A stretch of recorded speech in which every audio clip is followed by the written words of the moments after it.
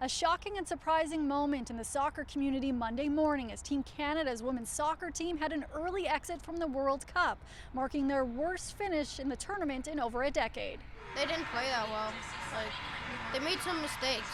For fans of Canada's women's soccer team who got up before the sun came up across the country, it was a disappointing day on the pitch for the women's team as they were bounced from the World Cup by Australia. A draw or win would have moved Team Canada into the round of 16. The defense was uncharacteristically sloppy. The passing wasn't there, and it was just the wrong time, I'd say, for a performance like that, given what was at stake.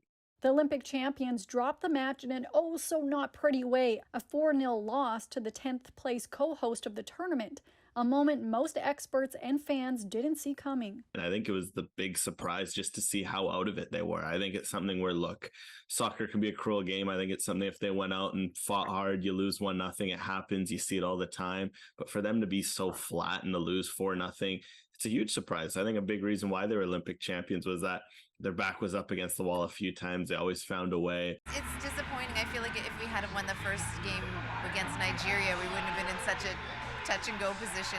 Leading up to the World Cup, Team Canada's women's team was in a bitter labor dispute with Soccer Canada over pay and resources. Christine Sinclair was asked today if she thought that bitter labor dispute played any weight into this. Obviously, she said no.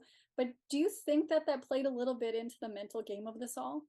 I think it'd be certainly hard to ignore. I think it's something where it affected preparation. So I think it's certainly wouldn't be fair to look at this tournament and be like, to say Canada was put in the best position to succeed given some of those off-field struggles. I think it would have been best for everyone certainly to have a bit more clarity on that beforehand. Canada's early exit from the World Cup marks the first time that a defending Olympic champion exited the World Cup within the first round.